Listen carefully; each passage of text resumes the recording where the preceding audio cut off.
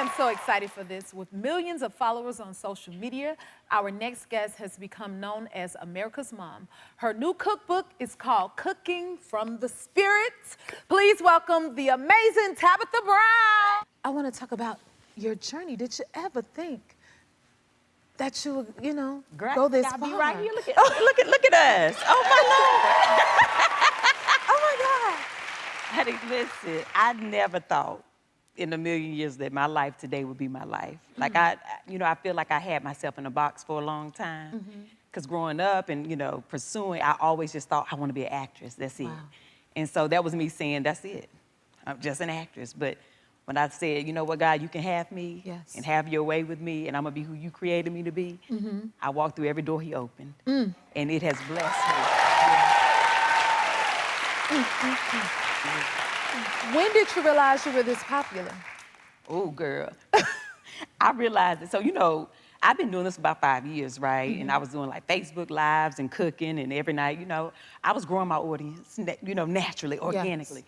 And in March of 2020 is when I got on TikTok, because, my daughter told me to get on there. And then 2020? In 2020, during the height of the pandemic. So for like a whole year, my following went from like 500,000 to like millions. But I was in the house.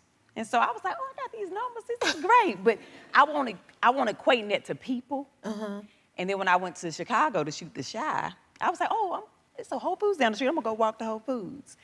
And I went walking down the street and people started like honking the horns and like rolling the window down like, Tat! I was like, oh, these people know who I am. And so then I remember thinking like, Lord. You just love her. It's so amazing. But it didn't really click for me that way. And then when I got, to Whole Foods and finished, I was like, I think I might need an Uber back. And so when I got back, I called my husband. I said, I think I'm famous. And he was like, babe, what you talking about? I was like, the people was knowing me on the street.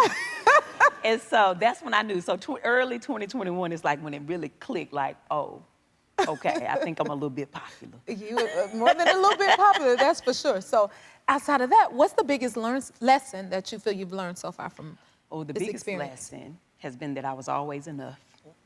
Come on. Always enough. Always enough. Because for a really long time, I tried to be somebody else, right? I tried to fit in. And when you try to fit in, honey, how you gonna stand out, right? Right. And so when I decided to be free and go on my freedom walk and just be, I realized, wait a minute. So do you mean the tab that I covered up forever was already enough? She's enough just as she is. We're always enough just as we are.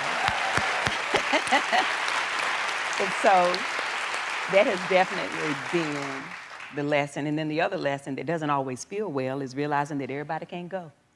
You better speak. Everybody can't go. That is true. Right? Yes. And I have a very giving spirit, and I love to be like, come on, y'all, come and see what the Lord has done. Like, everybody, let's go. But God had to, he had to settle me on that. And he said, listen, when you keep trying to bring everybody, you're getting distracted from what I'm trying to show you. And so the people who are supposed to come, you don't have to turn around to grab them. They right here. They'll be right there. You know who to grab. Yes. Recently, you met Patti LaBelle. What was that like? Everything about Mama Patti. Yes, it is. Listen, saw her in concert at S. And then we were at the airport at the same time. And my heart was like I froze. And in my moment, I was like, oh my God, it's Patti LaBelle. But when she turned, she said, oh girl, you the girl to be smiling. See? I was like, oh,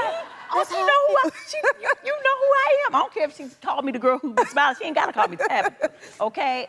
But my mama was a Patti fan. Like, she loved purple. Like, she loved Patti LaBelle. And when my mom was sick in 2006, we thought that she was about to die then, even though she lived for another year. I got the call that I need to come home and say goodbye to my mother. And it was like all of a sudden, like it was very it wasn't like, oh, we know she's sick. It was like it's something just happened.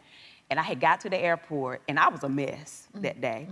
And I had a layover in Philadelphia.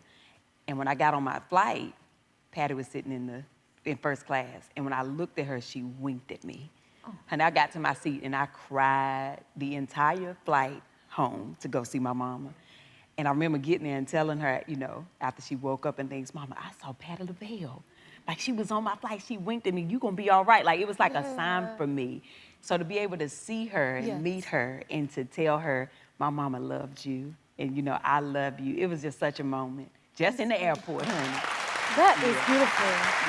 Tell us about your new cookbook and what it's about. Yeah, so my new cookbook is called Cooking from the Spirit because, I use my spirit when I cook. So when I first started cooking, I've been cooking now for like 25 years.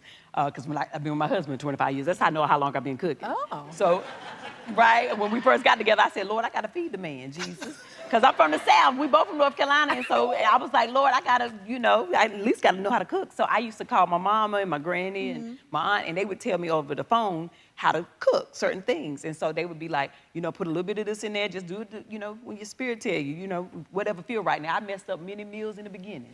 Let us be honest about that. And I tore them up. I had a heavy salt hand, okay?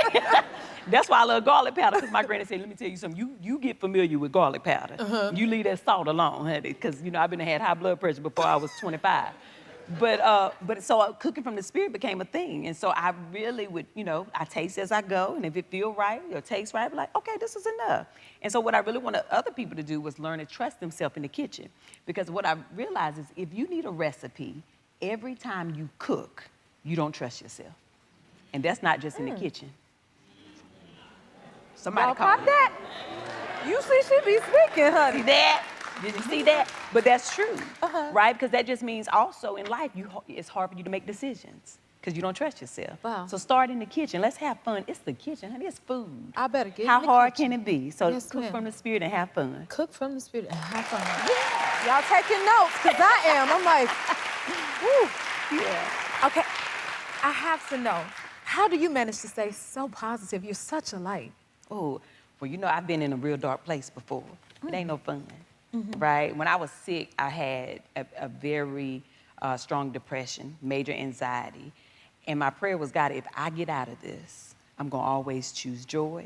I'm going to always choose light. And I do that intentionally. And I know it ain't easy. It doesn't mean I don't have bad days, right? I'm still human. Yes, ma'am. But I make a choice. Right. I choose joy. I choose to be a light. I try my best for that. Right, I really want other people to feel this, right? This joy I have, honey, it's like, it's unspeakable, right? And that's, I get joy when I think about, like, that's what comes to me. You better come right? on. It's just joy, and I want to give that to everybody. Well, you're giving it to us. Yeah. You really are. Don't forget to subscribe to the Jennifer Hudson Show YouTube channel and turn on that notification bell so you're the first to see our latest videos.